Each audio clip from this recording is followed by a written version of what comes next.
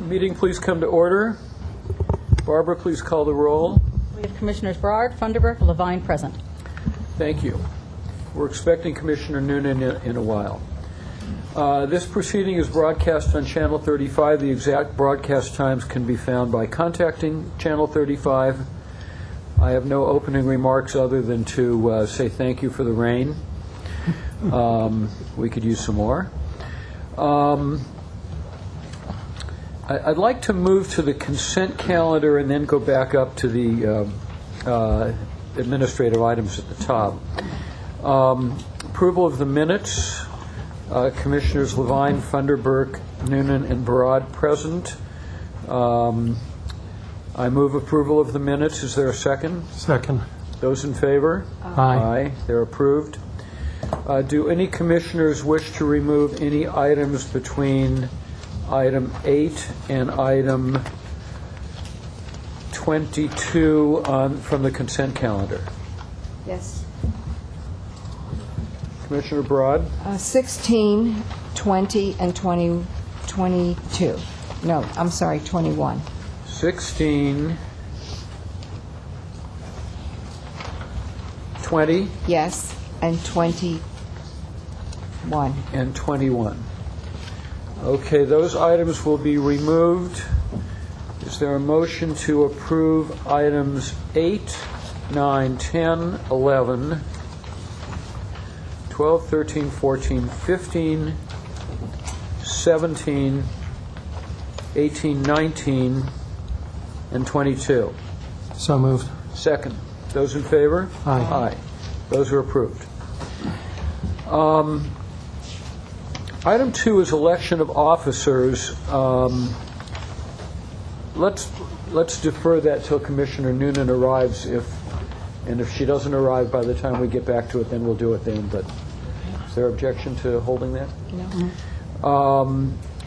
Item 3, report briefing by the General Manager. Madam General Manager. I just want to check, sir, did you want to do these consent items first, 16, 20, and 21? Sure, let's do that. Are there comments from commissioners on agendized items and requests from commissioners relating to departmental operations? Hearing none. I understand there are no public comment cards. Dr. Pickle? No items at this time. I will have comments later as needed. Thank you. Okay, Commissioner Broad, item 16. Yes. Hi. My question is regarding the cost. It'll cost between $300,000 and $690,000. That's a big jump. So if you could just give me some details about how the difference between the $300,000 and $690,000 and how you kind of got to that. And I know it's depending on construction methods and requirements. If you could just give me some more detail on that.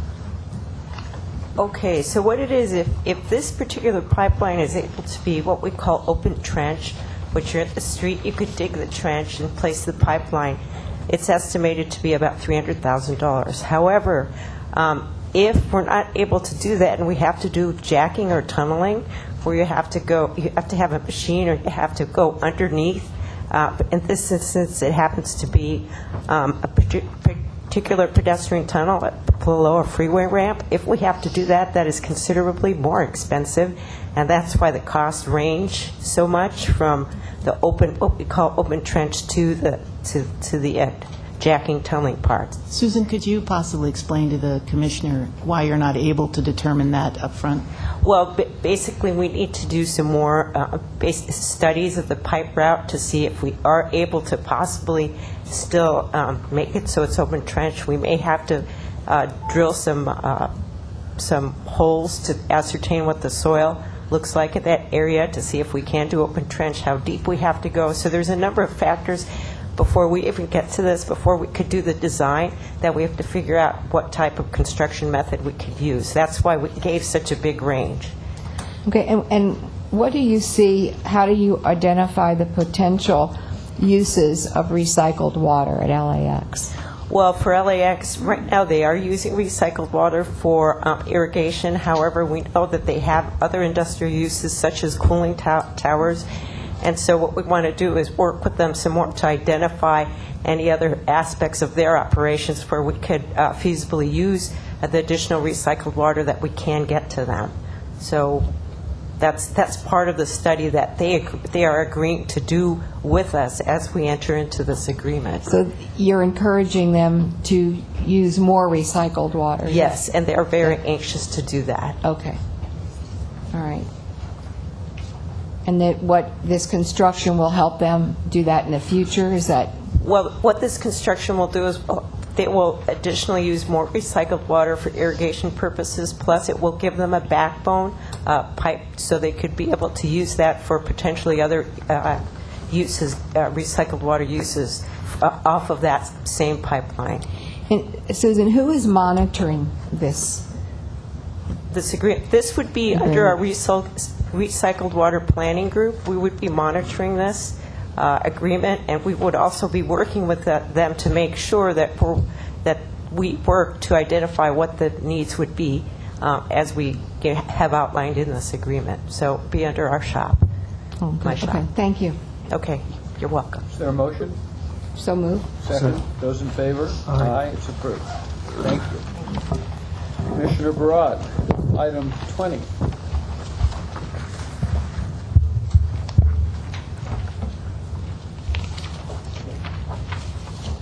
Okay, This is my item, so I can answer any questions. Okay. All right, it's a survey with each of the proprietary departments. So does this mean that the amount of the survey, is it like one-third, one-third, and one-third? So there's separate surveys that are done every 5 years. So this is solely for DWP, that this survey and what we're paying for. It's only for the activities charge. So that's $425,000 for DWP. Right. And what do you hope to find out in the survey? So this survey is a charter-required industrial, economic, administrative survey that's done every 5 years. It's actually led by the mayor's office, the controller, and city council, the CLA.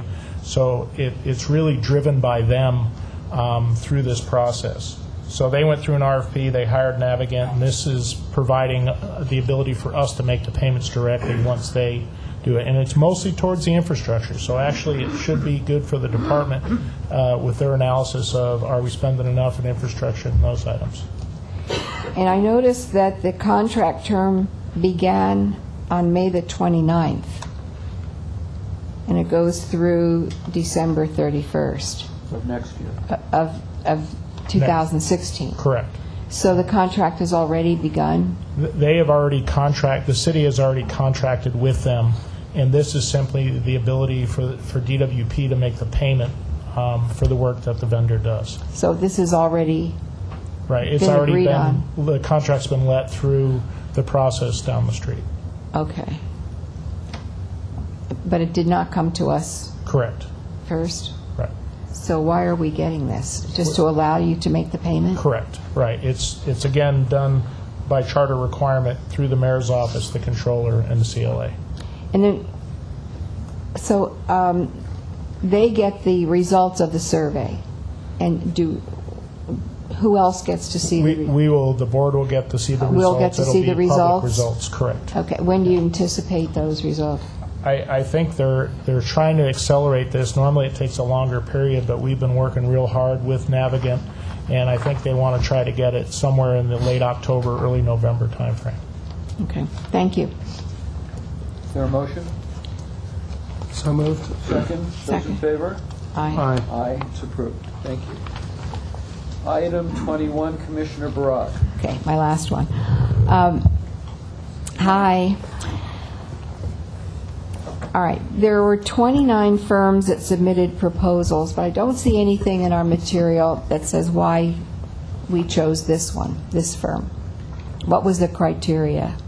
Well, it was an RFP, so it was, there was a panel of water system managers along with city attorney personnel, and we looked at each of the firms for the qualities they could bring to representing the city in particular groundwater contamination matters. This particular firm has represented the city for the past 3 years, and the city attorney's office has been satisfied with the work. Now, so is this firm then going? They're going to. The object is to take legal action against such parties that produce this groundwater contamination. Do we know who they are? Are they going after them to find all the different parties? The answer would be kind of a combination. We have existing litigation that we could update you in specifics in closed session, dealing with particular groundwater contaminators or potentially responsible parties. There are two specific segments of the San Fernando Basin which we would be dealing with here. And the firm would also be authorized to assist the city attorney's office in advice dealing with other groundwater contamination relating to the city's water rights. Now, in your experience, you find the appropriation of almost $2.5 million for a term of 3 years, is that standard? Do you think that's a reasonable cost? The city attorney's office requires all law firms to present budgets, and the money cannot be expended until those budgets and the tasks are approved by the contract administrator. So we have worked with the firm to create this initial budget allocation, but it would be an expensive undertaking to protect the city's groundwater rights. This is a lot of money. It is. The San Fernando Basin traditionally has provided 15% of the city's water over the past century. I think we can't count on that unless we find a way of remedying the contamination and addressing those who are responsible for it. Well, I know that the groundwater contamination is a very big issue, an important issue. Okay, thank you. Thank you. I'm just going to make a general comment. It really doesn't pertain to this particular contract, but I do think that we sometimes put too many constraints upon ourselves, or the city puts too many constraints upon us in terms of legal fees. I've seen enough since I've been here to have concluded that by not paying larger legal fees on very important matters, we've been out-lawyered, and our partners at times have been out-lawyered, and it's penny-wise and pound-foolish. That doesn't pertain to this matter per se, but in general, I've been really surprised and disappointed that we've had the kind of constraints we've had on us, because it can come up to bite us in numbers that are vastly greater than what we spend on, that what we might have otherwise spent on legal fees that would have saved us a lot of money. Anyway, on this one, are there any other comments? Is there a motion? So moved. Second. Those in favor? Aye. Aye. It's approved. Thank you. Thank you. I'm here for 22 also. What? I'm here for 22 also. 22's been passed. Oh, great. You don't, unless you like to talk about it. Okay, we move to the regular agenda. Well, let's see. Let's go back to the general manager's report. Thank you, sir. I provided the board with a written update on some activities related to the Joint Training Institute and the Joint Safety Institute. Normally, I'm not going to read them into the record, but since the issues are still developing, I thought it would be beneficial to do so in a public manner as well as provide you the information. We would appreciate that. At the meeting of the JSI-JTI Trust on July 9th, 2015, the trustees determined that I could publicly share with the Board of Water and Power Commissioners the progress that the trusts are making involving the Controller CAO audit recommendations in advance of a more detailed response. The more detailed response to the Controller's audit is expected to be completed by the end of the month. First, there were observations in the audits that there was insufficient transparency over payroll, given that compensation was being provided to trust employees from both the trust as well as the department in the form of a check from each. thereby giving rise to an interpretation there was inadequate oversight. Therefore, all payroll responsibilities are being transferred to DWP, consistent with the current collective bargaining agreement. These transactions will then be subject to California Public Record Act requirements and DWP accounting principles. There were also issues raised with trust employees' income not being reported to the IRS. When a trust employee uses a personal car for business and fuel for the vehicle is paid for by the trusts, the fuel associated with the employee's commute to and from work constitutes income and should therefore be reported to the IRS. The trusts agree with this interpretation and are calculating total unreported income for each individual to the IRS for fuel received.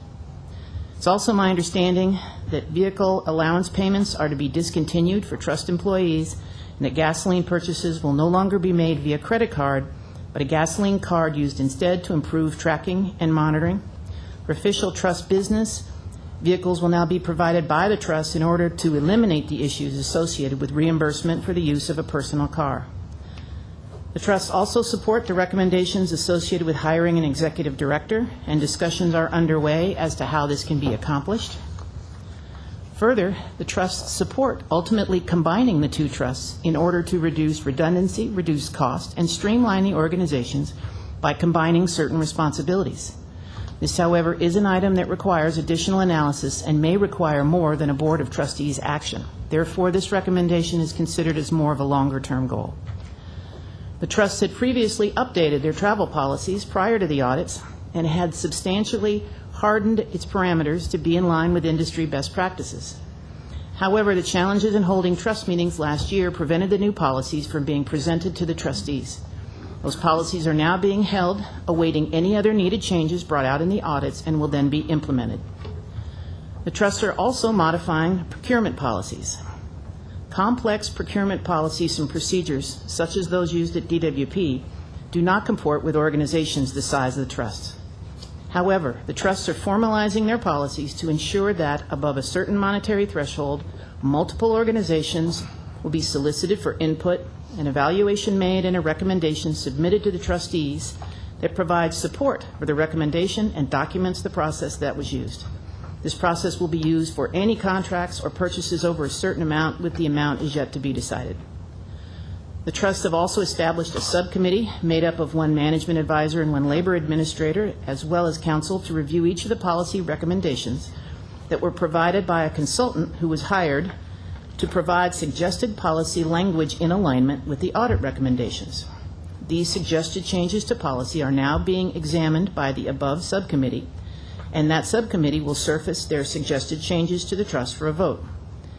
Be aware it's likely this will happen all at once. More likely, policy adjustments will be made over a number of meetings. The trustees have also now offered to have trust administrators meet directly with two members of the Board of Water and Power Commissioners. Again, it can't be a forum to discuss trust-related issues and activities on a routine basis. Further, public statements such as this will continue to be provided. Also, the trust administrators have proposed recreating a communication tool that was used in years previous to provide public information on the trust's activities. Also, the trustees will consider requests for public presentation by trust administrators at a Board of Water and Power Commissioners meeting. An audit also proposed that the trustees conduct more frequent strategic planning sessions to address the broader direction and future of the trusts. A strategic planning meeting has now been set for a date this upcoming August. There are 4 management trustees on the board of the JSI-JTI trusts. Most have served on multiple boards previously and are very sensitive to meet the standards of care associated with the exercise of fiduciary responsibility. Management trustees will continue to advocate for transparent policies that meet the needs of the beneficiaries and comport with existing and newly developed policies. Further, management and labor trustees have attended or plan to attend training offered by the International Foundation of Employee Benefit Plans to ensure we continue to appropriately exercise our respective board responsibilities as well. Thank you, sir. Thank you, Marcy. It's a very helpful report. Very much appreciated. Are there questions or comments by other commissioners? Well, I have the same question that I've been asking all along, and that is, when do we find out what these trusts do? I still don't know what the training programs are and how what they're doing is in relation to what we're doing in training and safety here at DWP. So are we going to get those answers? Interestingly enough, a lot of the information on their activities was provided early on in this instance, but I don't think it received sufficient review. The trust administrators are currently compiling activity reports for both of the entities, and we'll be able to discuss those. And we'll discuss that publicly, I mean, here at a DWP commission? I believe so. Okay, well, I think that's what we need to see, is to what in fact they're doing, because I don't think that's really been addressed fully. Thank you.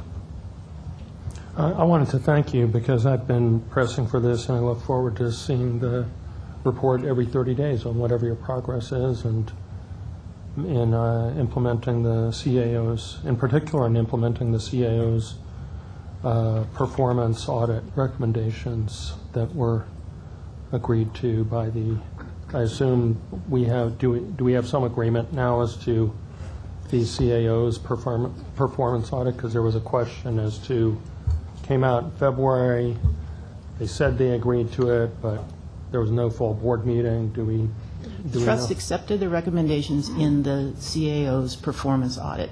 Now, that subcommittee, and there was a significant amount of overlap between that and the controller's audit. Yeah. They hired an outside consultant who then went through and basically built a matrix of all of the recommendations, and this subcommittee is going through each one and then surfacing the policies to the trustees. A lot of this is being done even, a lot of the work that's already been done here that I referenced, like the move to payroll, a lot of these things are ongoing. So I'll continue to report, and I believe that the final report by the trusts on the controller's audit is due out by the end of the month. Great. What would be, I remember there were about 20 or 30 recommendations or something like maybe 25 or 27.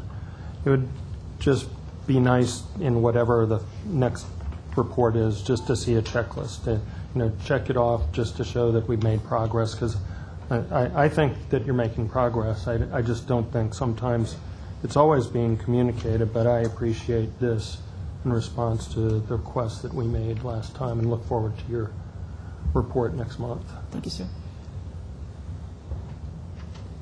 Thank you very much. Do you have anything further to report? Nothing further today, thank you.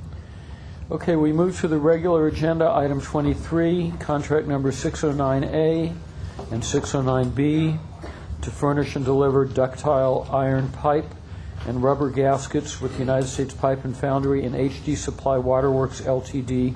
respectively. Presentation.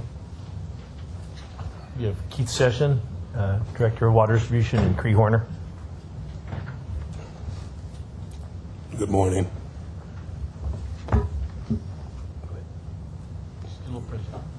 Basically, this contract is to furnish and supply ductile iron pipe and fittings. It's primarily what we use for our infrastructure in the system. As we've noted before, we do use other materials when it's appropriate, but for the majority of our system, this is what we use, and this contract would furnish that to keep us moving forward. Any more explanation, questions, or? So essentially, just to let you know, this is not for a specific project. This is stock that we have on hand of the pipe and fittings that we keep. We have a lot of footage of material that we go through, and so we have somewhat of a revolving stock. So this is to keep that process going so there's no delays or interruptions in our pipeline infrastructure replacement program. I'd also like to mention, or ask really for the record, Commissioner Noonan has asked for specific sets of information related to piping. When do we expect to have that available? So we had a preliminary response prepared, but following her comments at the last board meeting, we thought that it was not sufficient to answer all the questions. So in August, we'll have a detailed report to the board. It'll summarize our previous report plus some new findings and new applications at plastic and other pipe materials that are out on the market now. And I do expect that within this calendar year, we will bring to the board a similar contract to this for other pipe materials such as plastic and PVC. Great, thank you. When you do that, can you, when you bring that back to us, if you could please cross-check with the UCLA Sustainability and Technology Group, because they're doing a lot of work on alloys in the potable water system, a panel of which I used to sit on with Pankaj until I got onto this board. That one took a lot less time than this one does. But if you could, because I've got my own opinions about the plastics and what they can do in the water system as well. We'll check with them. We also are doing another survey with other water agencies to see what they're doing. I know that Southern Nevada Water Authority is currently replacing PVC pipe under the Vegas Strip. So we're looking at the incidents, what's caused them to replace that pipe, and the measures they're taking. So we'll make sure that we have a thorough report and that the board's clear on what our intentions are going forward. Thanks. Is there a motion? So moved. Second. Those in favor? Aye. It's approved. Thank you very much, gentlemen. Item 24, approval of the binding request for Period 2 service LADWP number 12-018 and Period 2 firm transportation service agreement LADWP number BP 15-012 between LADWP and Kern River Gas Transmission Company. So let me give you a brief overview of this. The Kern River pipeline is a natural gas pipeline stretching all the way, you see from the map in front of you, from Wyoming to Southern California. It taps into where we have our Pinedale gas reserves. It passes several gas fields on the way down where gas can be purchased and put into the pipeline, passes our Apex generating station, which can take gas right off that pipeline, and then ultimately to Southern California to the city gate, which then is distributed by the Southern California Gas Company. About 85% of our gas comes through this pipeline. Now, it began operation in 1992. We were one of the original tenants of this gas pipeline. We had a 15-year contract with them. We've become what's called a vintage shipper, and we have certain rights because we've been participating in the project for such a long time. So when the project was amended in 2001, we actually got a 1/3 reduction in our rates because we had been a participant for quite some time. So now what's happening is in 2016, our 15-year contract is up, and the pipeline supplier, they need to have a commitment 1 year ahead of time. This gives them time if we decide that we're not going to take our capacity to go market to others. So this is what we're doing this year is we make the commitment, and then the contract actually goes into effect in 2016. So one of the advantages, though, is that not only do we get asked first to sign up, and so we're first in line, but we also get a further reduction in the cost. So right now, we expect a 50% reduction in that cost. We pay about 50 cents per MMBTU for the gas, for the transport. Gas is running about $3, so it's a very small amount of the overall cost when you look at it all in. And so we're going to drop that to 25 cents per MMBTU for the next 15 years. And that's because we're a vintage shipper. The pipeline is practically paid off. And there's no real alternative to the Kern River pipeline strategically for us. It's the only pipeline that we can access all of our reserves and power plants and gas fields to supply Southern California. Thank you. Questions? Comments? I just have one quick question. What is firm natural gas? So FIRM says that if there's any curtailments, you are going to be the last to be curtailed. So there are customers that sign up on an interruptible, non-firm rate. So if there is a gas compressor that goes down that reduces the capacity, it's the interruptibles that get cut first, and firm is always the last one to get cut. So we have a priority access for our gas. Okay. Questions, comments? Dr. Pickle? This is an appropriate item to approve. Is there a motion? So moved. Second. Those in favor? Aye. It's approved. Thank you. We move to item 25, contract numbers 652A, B, and C, rental of cranes with operators with Maxim Crane Works, LP Reliable Crane Services, and Bragg Crane Service, Inc. Good morning, Commissioners. Good morning.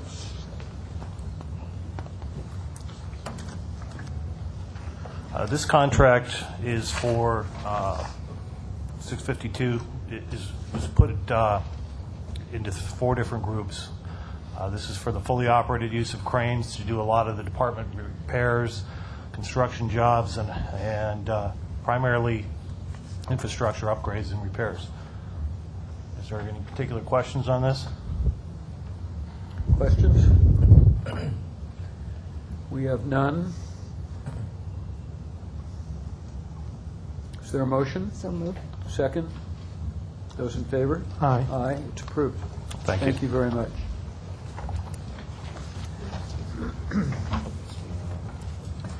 Item 26, proposed transition to Phase 3 of the City of Los Angeles Emergency Water Conservation Plan ordinance. I will handle this. So what we have in front of you is a recommendation to pass a resolution authorizing or recommending to the mayor and the city council that we move from Phase 2 to Phase 3 of the Water Conservation Ordinance, pending a couple triggers. And the triggers would be that if we do not meet the mayor's water conservation goals that he set forth in the Executive Directive number 5, or we don't meet the state's mandates for our 16% water reduction, which is measured on a month-by-month basis. Let me briefly explain how we got to this point. Normally in a drought, we would see the weather coming, the winter coming, the aquatic supplies where they were, and we'd have a chance for the board to have a discussion about what phase we need to be in, and to take a vote and make a recommendation to the mayor, and then the mayor would then work with the city council, and they together concur to change the phase of the ordinance. Last month was the first month that we were under the new governor's 16% mandate. And so 3 weeks into June, we looked like we had a decent amount of headspace. But then in the last week, we had a little more water use, and we ended up just about dead even on the amount of water that the state allocated. And of course, if we go over our allocation, we could be subject to fines. And so the concern was that this is the first time we've experienced a month-by-month compliance requirement. Right now, in July, we look really good. We're about 1 or 2% below where we need to be. But we also know it's been rainy and very easily could warm up in the last couple weeks, and we won't know until the very last days of the month whether we've met our goal or not. And so one of the issues becomes that for us to be able to take action as the Department of Water and Power Board, we have to, because we meet every other week, we might lose, if we don't meet our goal, don't meet our goals and our mandates, we might lose 2 weeks, 2 or maybe 3 weeks before we could change the phase, and that would potentially expose our customers to financial penalties with the state if we haven't had a chance to ratchet down that level of conservation. And so the way the ordinance reads is that it's an action of the board here that then goes to the mayor and the city council. So what we're asking is that the board take that first action now, set the criteria that you believe would be the triggers, so that then I'll issue a letter, kind of a report card at the end of each month to the mayor and the city council to let them know where we stand and whether we've met our obligations or not, that hopefully we have a more immediate change if we need to on a month-to-month basis until we get at least through the summer months.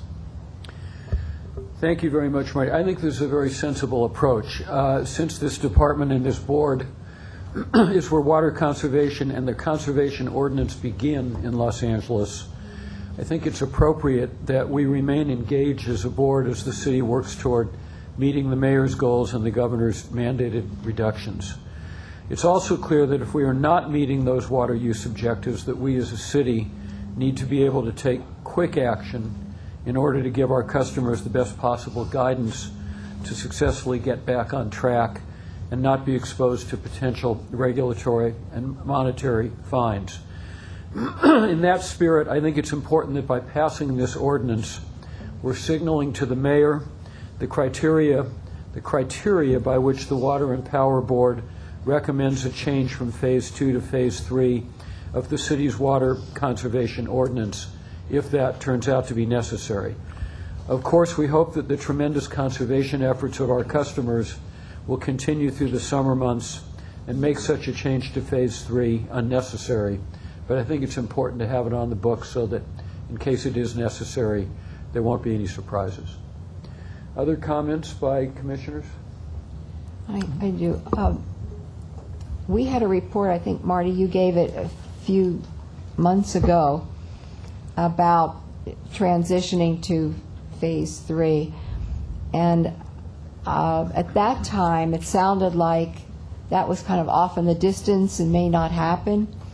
So where did we go from there to here that now this looks like it's real now? Well, the distance is not so far away now. After the first month, we just barely squeaked by on meeting the allotment. Remember, the governor and the state have set an allotment.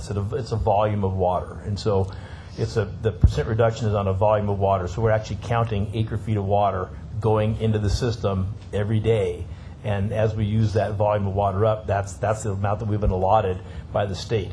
And so we're looking right now, we're meeting it. Our 3-day-a-week watering with the voluntary request by the mayor for people to drop a day is working. And right now in July, it continues to be working, but we know that we're very close. So what may happen, though, is that if we exceed that allotment, we don't meet that 16% cut, then in order for us to actually officially ratchet use down and officially go to 2-day-a-week watering, it's a long process. And so this is just kind of teeing up to speed up that process. I'm hoping that we don't go to 2-day-a-week watering. A lot of cities, I think I might have briefed the board before, a lot of cities are on 2-day-a-week watering now, but they allow the same total number of minutes in a week that we allow. And so it's really the same volume of water. And the city's doing a great job of responding to the mayor's call for conservation. But we want to make sure that if we need this to comply, that we have it as quickly available as possible. And when would you know that we have to trigger this? I won't know till maybe the last day of the month or the first couple of days of the next month. And so I won't know July definitively till probably the first few days of August. And if we don't make it in July, then we are potentially exposed to fines by the state.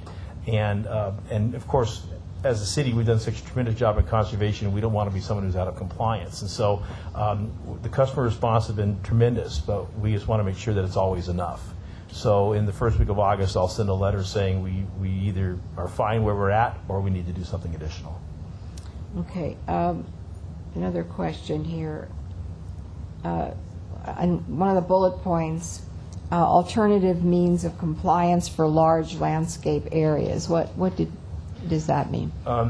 If I could have my staff define it more, but just basically what happens in large landscape areas, and it happens a lot with rec and parks now, is that you have too much turf to water all of it before 9 a.m. or after 4 p.m., especially if you have city people are working hours, too much turf by volume to get it on just the certain 2 days. So what we do, we don't give them more days or more water, but we rearrange their scheduling. And so they're not necessarily on the same odd or even days. We work the scheduling so that they can use their water appropriately and still fit it in, but it's not like we don't give somebody additional water, though. Okay, so getting back to your earlier point, today is July 20th. 21st. 21st. Is it the 21st? It is. Oh, hello. So is there anything that we could tell our ratepayers that they could do in the next 2 weeks so that we perhaps wouldn't go into phase 3, or is that not a viable thing? Right now, I have the latest data through last week, and right now we're doing well. And so the most important thing for our ratepayers is to continue doing what they're doing, and that's to continue, being very mindful of their water use. I think it's really important. This last rainy weekend we had was for people to go and shut off their automatic sprinklers. Don't let them come on at 4 in the morning by themselves. Really, nobody should be watering at all right now. Maybe a little hand watering if it needs it. So people need to engage their landscape. Most of our conservation ordinance is targeted at landscape and outdoor uses. If we stop wasteful uses, don't be washing down sidewalks and driveways and things that are not allowed anywhere in the state right now. If we stick to the watering days, and when your landscape doesn't need water, don't water. And right now that seems to be taking effect. But the problem is I don't know what the weather's going to be like in the last week of July, and it can turn very quickly on us. I know that we have a very, very small margin because we have reduced our demand so much over the years that this extra 16% is very tough to do. And so we don't have a lot of room to maneuver here. So we need everyone to stay continuing what they're doing, being very mindful. We're getting a great response, but we have to keep it up. So that's the message. Keep doing what you're doing and even more. Absolutely. More so. And now, what about the stormwater that we had this tremendous storm? What about the buckets and the cisterns? Have people been doing that? You know, the customers that have got cisterns and have put in rain gardens and such have benefited from the storms, and that'll help reduce water use. Just as hopefully people have water less outdoors or water less automatically outdoors. That's really the danger in a storm, that things continue on autopilot. So we're trying to break that cycle. And then, of course, we have stormwater capture. We have the small stormwater captures on the streets. We have the large spreading basins. The storm kind of hit hard and fast, so there's only so much we could catch. But it's important that when it does rain, that it does actually end up reducing people's water use. Other questions, comments? Is there a motion? I move it. Second. Those in favor? Aye. Aye. It's passed. Thank you, Marty. Thank you. File items, Financial Services Organization report for May. The report stands. There's really nothing to discuss. Thank you. Audit plan for fiscal year 2015 and 16. Right. So that lists out what our plan is for the next fiscal year, what audits we're going to perform. There's a number of them you can see in a variety of different areas. Any questions? Investment report for the quarter ending March 31st, 2015. And again, that shows all of our different investments and what strategies we're taking for each of those different funds. Water supply assessments. We have a presentation for you on that. Okay. We have Dave Pettyjohn, who directs our Water Resources Division, and DeLon Kwan. I will preface this by saying that this is in response to Commissioner Funderburk asked a question after we've received a lot of questions submitted to various members of the board about water supply assessments and approving additional water use during times of drought. And this is a question that goes on throughout the state, that people are saying, well, how can you have development and growth of any kind when there's cutbacks?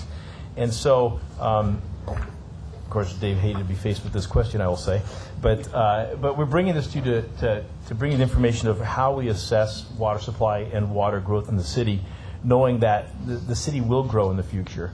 And one of the most important things to preface this is that the goal is not to put the board in the position of trying to regulate growth through water use. The goal is to put the board in the position to make sure that your staff here is doing its job to prepare the city for the future. So we're not trying to regulate growth through this, but we're trying to put a position to make sure that you know that we've covered all the bases and that we've done the preparations that are necessary to have the adequate supply for what the future of Los Angeles will look like. So with that, I'll turn it over to Dave and let him go through this presentation. Thank you, Marty. And Marty is correct. This subject does come up whenever we have a drought. So we're going to try to see if we can answer it here for you this morning. And thank you, Commissioner Funderburk, for asking this question. But as Marty mentioned, I'm Dave Pettyjohn. I'm the Director of Water Resources. DeLon Kwan is here with me today. And DeLon is the manager of our Water Resources Development Group. And DeLon is responsible for the preparation and coordination of all the water supply assessments that we issue for new developments. So as requested by your board on the 16th of June, we're here today to present our water supply assessment approval process for large new developments. The first few slides we're going to show you give you an overview of the actual water supply assessment process as outlined in the Water Code, and we'll explain our basis for approval. Following that, I'm going to discuss how the current drought may impact that approval process. And then finally, DeLon is going to go over with you our calculation methodology and how we estimate a project's water demand and summarize what is included in a water supply assessment document that we bring to your board for approval. So to begin with, the water supply assessments are a requirement of the California Water Code section 10.910 through 915. And in those, the Water Code requires that an assessment determine if there are adequate water supplies to meet the project's demands over the next 20 years. So the Water Code requires us to have in place an adopted urban water management plan, and that urban water management plan be the basis for which we make these assessments.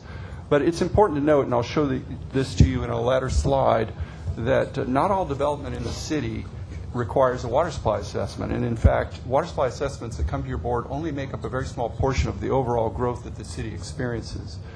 So the water supply assessment process begins when a large development project, and when I say large, I mean 500 units, dwelling units or greater, and that's about 100 acre-foot a year development, is subject to CEQA. And through the CEQA process, the lead agency, which is the city planning department, submits a request to the department for a water supply assessment to be done on the project. So along with their request for a water supply assessment, the planning department will provide us with a detailed project description. And then based on that description, we calculate the project's water demand and determine if the project is in compliance with the city ordinance requirements for water use efficiency. We then compare the project's new demands to our projections of demand growth in our urban water management plan. And in general, if a project is consistent with the city's general plan and the Southern California Association of Governments population projections, then we've captured the project's demands in our urban water management plan's demand projections for the future. And finally, as required by the Water Code, we prepare a statement of findings to that effect for your board's adoption. So as I mentioned previously, not all development in the city will require a water supply assessment. In fact, these assessments make up only a pretty small portion of the overall projected demand growth. This slide shows our current urban water management plan projected demand forecast through the year 2035. So that's a 20-year look ahead, which is what the code requires. And in these, it's these increases in demand that we plan to accommodate in that urban water management plan. So by 2035, we're planning for a population growth of about 500,000 people in the city, and that represents 190,000 acre-feet of new water demand in the city. Now, as far as water supply assessments are concerned, if we see a repeat of what we've seen over the last 15 years, the gray shaded area that you now see on the graph is an approximation of the future water supply assessment demands that will require an assessment approval by your board. So these make up only about 23% of the overall growth that the city will see over the next 20 years. And that the takeaway here is that the department is going to be required to develop and implement plans to accommodate the majority of the city's future growth, regardless of how much of that development requires a water supply assessment. So how do we do that? How are we planning to meet those growing demands shown on the previous slide for the next 20 years? So these two pie charts show our current urban water management plan goals for meeting the city's growth demands for water. The pie chart on the left shows the last 5 years water supply mix as a demand totaling 554,000 acre-feet. So that's how we've been doing over these last 5 years. The pie chart on the right is showing the total demand growth to 711,000 acre-feet, which is what the last slide showed, by the year 2035, and how we plan to meet those growing demands. So as a requirement for issuance of a water supply assessment, the Water Code requires us to have these plans in place through our urban water management plan to meet demand growth over the next 20 years. And that's what you see summarized here. If I could interrupt real quickly. So one of the key things here is that when we talk about local supplies and increasing our local water resources, that is actually embedded in this growth. So we're talking about not meeting just the current demands with more local supplies, but also the future demands. So when we talk about this higher percentage of local supply, that's of a bigger future piece. Thank you, Martin. So in those previous slides, we explained the basis for the normal approval process. Now I'm going to discuss with you our current conditions and how they may impact that approval process. So in normal years, we have had no difficulty approving water supply assessments. However, the question becomes, when would we not recommend to your board a water supply assessment be approved?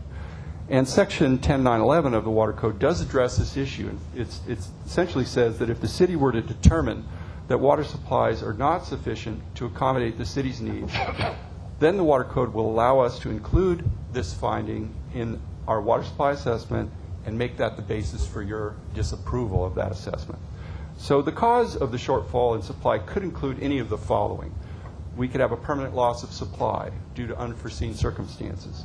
There could be a catastrophic disruption of our conveyance system. In other words, an earthquake could sever our aqueduct systems. a natural disaster like a levee failure that shuts down the State Water Project, which you see here in the lower right, regulatory environmental restrictions, which take away some of our water supplies that we've historically had.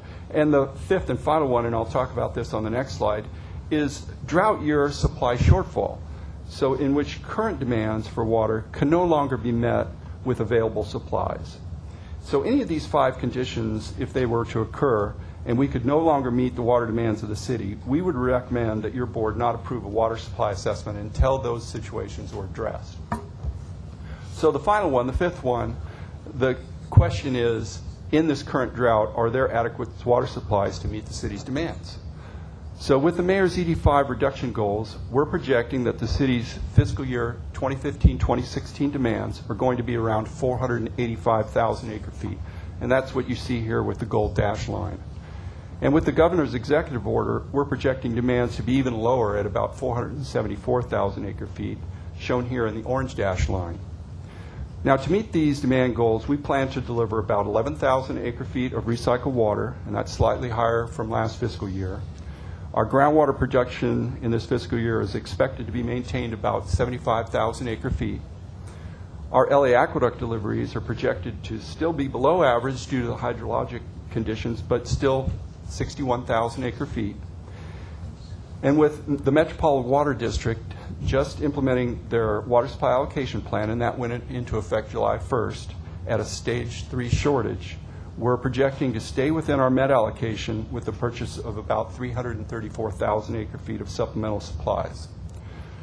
So when you stack up all our available supplies, the city does have access to adequate supplies to meet our demands for fiscal year 2015-2016. So in summary, we have plans to meet the city's growing demands over the next 20 years, including contingency plans for managing through multi-year droughts like the one we're currently in. We're implementing those drought contingency plans now, and they are working. And if in the future those plans are no longer working and the city's demand for water exceeds its available supply, we will at that point recommend that your board no longer approve water supply assessments until the supply-demand imbalance can be addressed successfully. So that's the first part of the presentation. Now I'm going to turn the presentation over to DeLon, who's going to go through with you the actual WSA process and our calculation methodology. And Commissioner Funderburk, this was designed to answer some of the detailed questions you had asked last time. So the Water Code defines certain project criteria that trigger the requirements for a WSA. You see a couple of them listed here in this slide. So in general, if you look at the total water demand for the overall scope and it ends up being greater than a 500 dwelling unit equivalent, then we believe that a WSA is required. So all of the other development projects that do not fall under these requirements, we will not see through the WSA process. However, the additional demands that they have on the city will be required to be captured in our overall long-term planning efforts.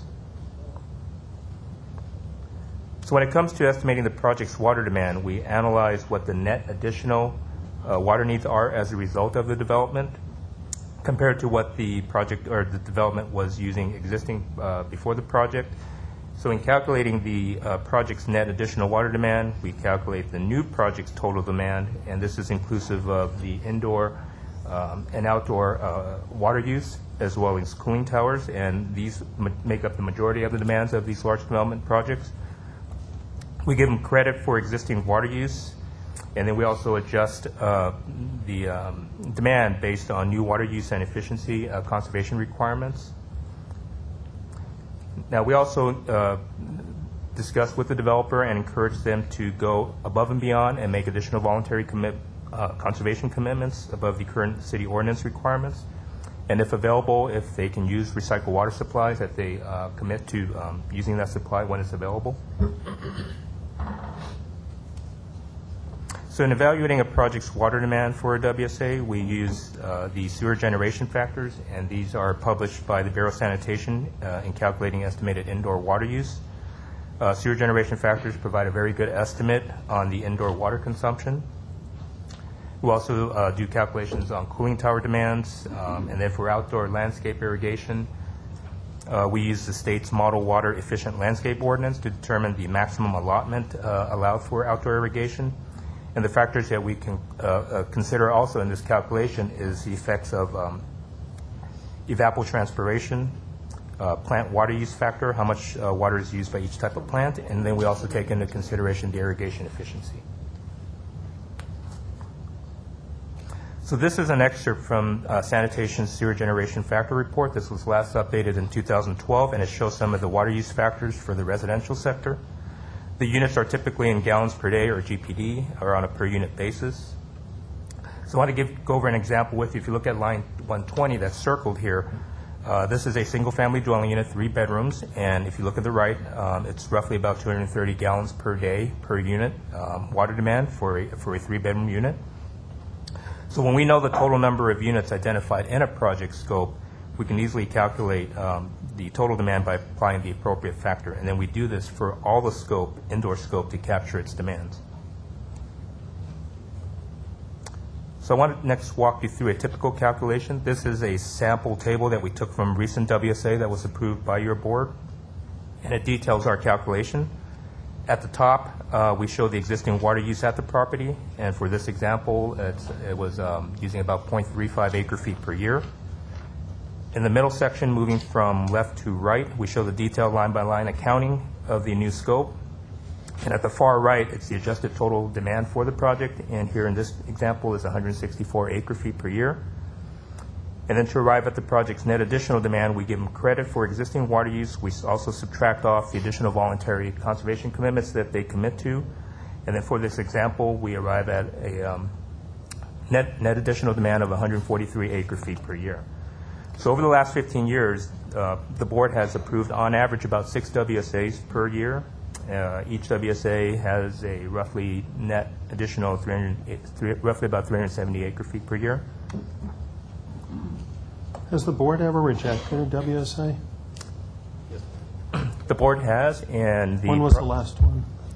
It was back in 2010, and it was for the Owens Lake Dust Mitigation Phase 8 project up in Owens Valley. It was for roughly about a 2 square mile shallow flooding option that we received. And in essence, we found we made a determination for that particular item that there was insufficient supplies because it was outside the city area. We did not make plans to accommodate that additional demand. Has the board ever rejected any WSAs inside of the city? No, they're not. No.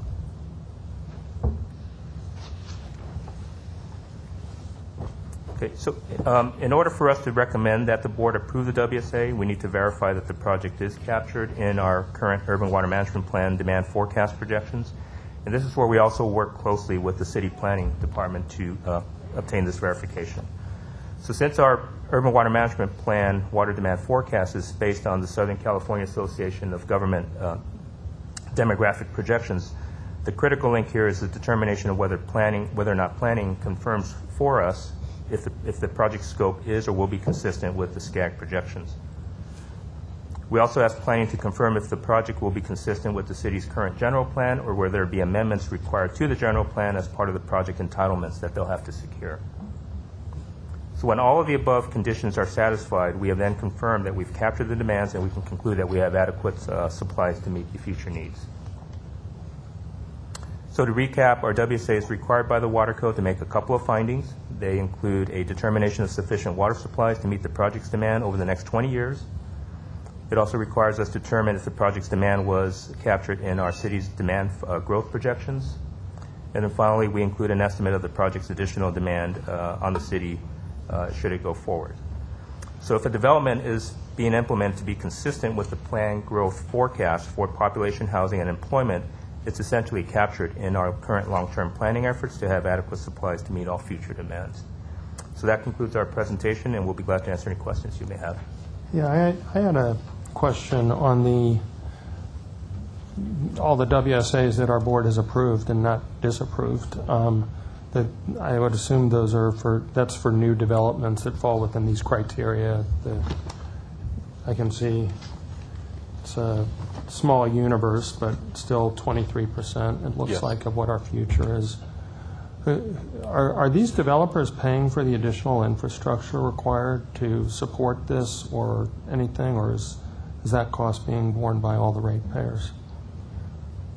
Well, the developers actually connect to existing distribution systems that are in the street. So the existing distribution system is sized for ultimate build-out of the city, and so those facilities are already in place, but any connections to those facilities the developer would pay for. And just to add to that, there are times when, not so much from the development's demand, but many times from fire flow, that you may have a fire flow requirement increase. And so if there's requirements that are driven by the project that cause us to have to increase pipeline sizes leading up to the project, maybe not even adjacent to it, then the developer would have to pay for those improvements as well. So as Dave said, the cost to connect to the project and do their work is borne by the developer. But if their project, for some reason, and typically fire protection would be one of the biggest reasons, or if you're in Porter Ranch and you're building a whole new area that's never been developed, then you're paying for all that infrastructure to get the water there. But the customers are not bearing any additional costs from development. And there's, has it been considered whether new development should, we're adding 200,000 acre feet in capacity, right, over the next 20 years, it looks like, which will be 23% of it will be water supply assessments. There's been no discussion about having those developments pay for any additional cost to make very long-term investments to recapture our stormwater or anything else like that, or put any of those costs onto them. We haven't determined to do that. I mean, typically our planning projections are for a growing city, and so when we make plans for future water supply for the city, we include all demand growth in the city, whether it's demand growth that would come to your board for approval or not. So all of our future planning for infrastructure and water supplies are designed to meet all growth needs for the city in the future. So a couple, to add your additional what Dave mentioned. So for each WSA that we bring before the board, we do negotiate and talk to the developers to go above and beyond our ordinance requirements. And one of the things we do talk about too is, could they install infiltration basins to help capture more stormwater into the project? These are some of the BMPs that we talk to them about and get them to commit to as well. So there are elements of additional stormwater capture that they're incorporated in the project. Had we not talked to them about that we're trying to get them to invest in further. And are those infiltration basins on site, or are they able to are they able to pay for them off site as part of their project? These are currently within the project site that we bring before the WSA. Because we have a lot of investments that we're being asked to make over the next 5 or 10 years that are for the next 100 years. And I'm just wondering if this has been incorporated into the thought of who's going to pay for this over the longer term, and whether any of these new developments ought to be considered. Real quickly, I don't think any time in our history we've asked, as the city's grown, for people to bring water with them. We have had proposals that are outside the city where people have offered to try to find water resource. But in the history of the city, we've grown our water supplies as the city's grown. We've annexed areas and such, other than groundwater rights that might have come with that area. We haven't historically asked people to bring additional water supply as they grew, not put that on the backs of the developers per se. Dave, do you know anything different? No, that's been our policy all along. Marty, can you give me an idea, when you look at the broader statewide water consumption, how much of it relatively is urban use? So it's estimated that anywhere from 15 to 20% at the max is urban use. Some people even have the number even lower than that. So, and there's a lot of water in the state, and there's a lot of places to save water, a lot of valid uses for water in the state. And I think we're all learning right now that every facet of life has to do their best to save water. At the same time, we realize that not only Los Angeles, but every city, if you don't have some kind of growth, you don't have an economy. And so population moves and things evolve. there's densification in the cities, and this question's come up in every community is how do you deal with growth, but I think that the state's not going to stagnate, and there's no intention to have it stagnate from growth. The question is how to address it most appropriately. But urban use is a very small piece of overall water use. And the state's done a great job historically of developing water resources for all of its uses, whether it's urban or agricultural uses. And we continue to play our role in part of that growth of water resources along with the rest of Southern California. Thanks. Other questions, other comments? I want to thank you, and Mr. Pettyjohn, I want to compliment you on your necktie. Oh, thank you. Thank you. I like yours too. You guys shop at the same store? Next meeting will all be wearing the same. Office of Public Accountability, learning from DWP's billing system challenges. Dr. Pickle. Okay.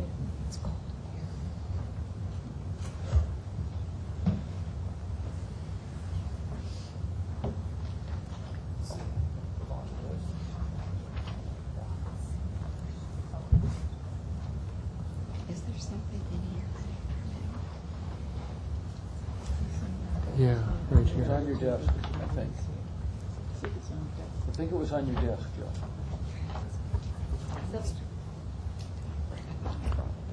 On July 1, the Office of Public Accountability Ratepayer Advocate released a report on learning from DWP's billing challenges.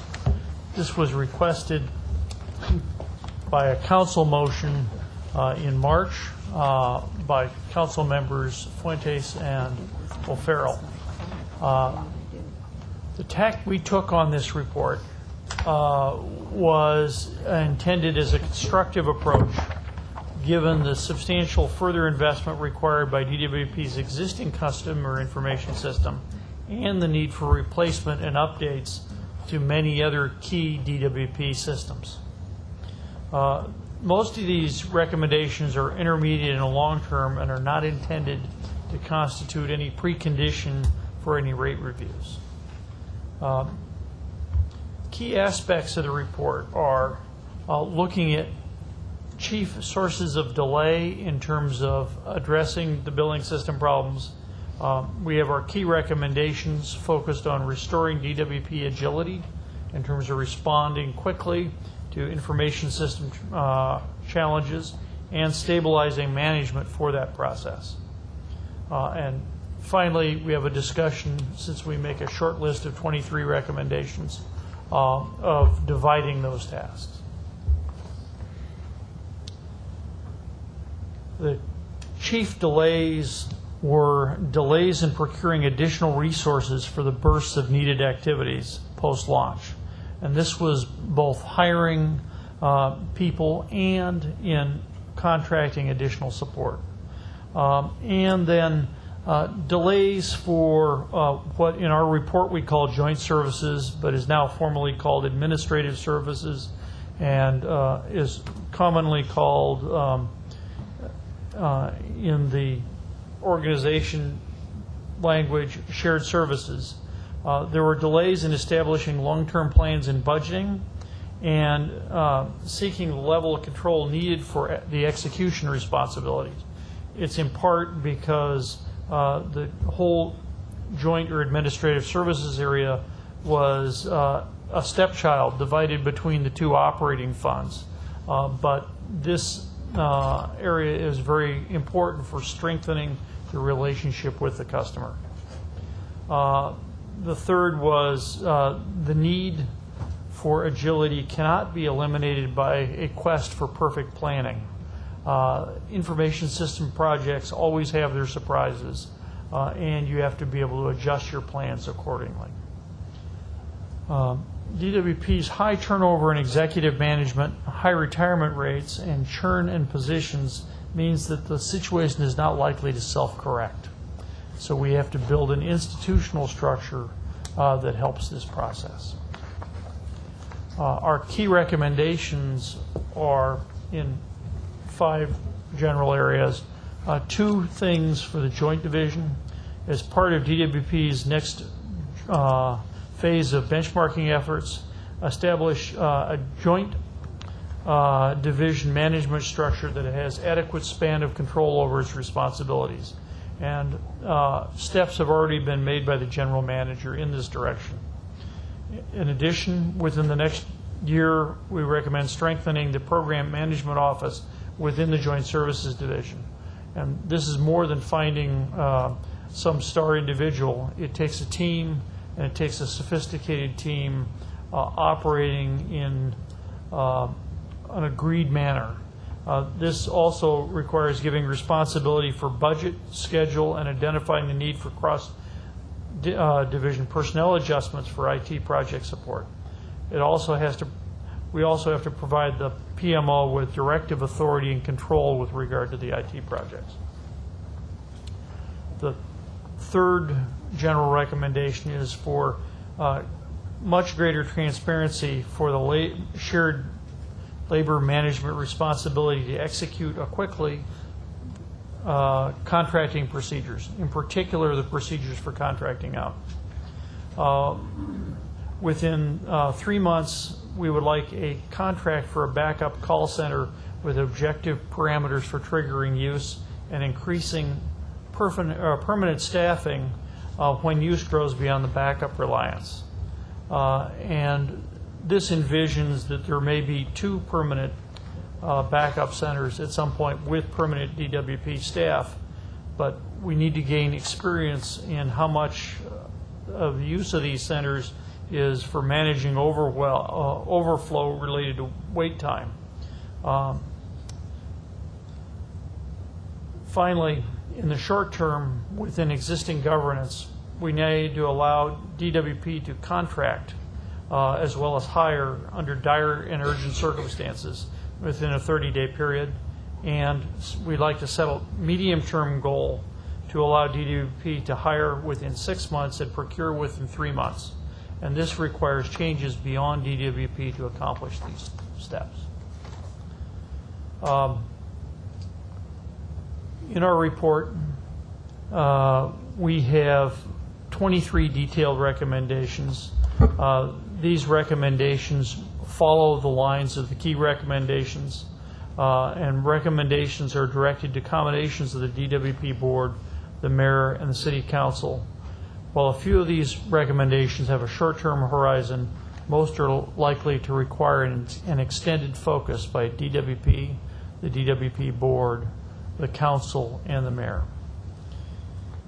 If the goals for hiring and procurement cannot be achieved in a reasonable time, DWP recommends a thorough study of more fundamental and comprehensive changes to allow more rapid hiring and procurement as are required in an operating business like DWP.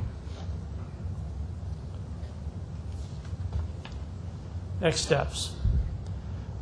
How should the DWP board, the mayor, and the council process and sustain focus on these key recommendations over time on the recommendations they wish to pursue? How should they? It's a rhetorical question. I get it. That's for the DWP board, the council, and the mayor, but I recommend that we plan some sort of routine process for assessing progress on this front. And how many of these items require city council approval? I mean, not ballpark. You don't need to sort of go through each one, but about a third of these require some sort of ordinance action. Some may require charter actions. And how many of them require labor management agreement? I would assume nearly all. And how receptive to these do you think labor is likely to be? Receptive to some. Have you discussed this with them? Yes. But I'm not the negotiator. I understand. Questions of the ratepayer advocate?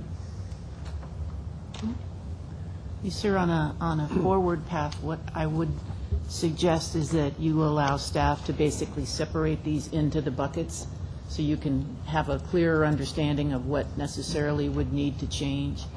As Dr. Pickle mentioned, some of these are literally within our control to do, some would literally have to go to the charter. So we do that, and then we were going to overlap a way where it was brought back routinely, and we can report on progress or barriers. Well, that would be very helpful.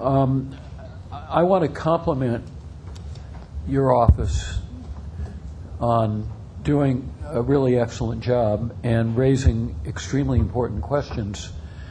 And your final question, how should, really does require a sustained, ongoing, focused effort. I like the general manager's suggestion, and I would encourage an ongoing focus on these issues, because without it, they're not going to get implemented. So, Madam General Manager, will this be something where there's some ongoing communication? And In fact, Dave and I were just talking about how we were going to structure that, but absolutely, we'll be bringing something back to the board routinely. when? Probably by next meeting, we're going to have completed the bucketing exercise, what it would take, and then the board can help us prioritize those steps, and we can talk about joint efforts. That would be very welcome and very important. Thank you. Thank you all. Thank you both. Thank you. We'll go back to item 2, election of officers, with the 3 people who are here. Does anybody wish to nominate anybody? Yes. Commissioner Broad? I'd like to nominate Mel Levine as president of the commission. Second the nomination, if that's appropriate. Is any discussion desired? I would suggest not. Is there a motion? There's a motion. Those in favor? Aye. Aye. It's approved. Commissioner Broad, do you have any other nominations you'd like to make? Yes, I'd like to nominate Bill Funderburk as vice president of the commission. I second that enthusiastically. Those in favor? Aye. That's approved as well. It's the smoothest election I've ever seen. Smooth and enthusiastic. Very good. Counsel? Yes, sir. After closed session, the board shall report any action taken in closed session and the vote or abstention of every member present thereon in accordance with Section 54-957.1 of the California Government Code. We will move into closed session. Thank you. Congratulations.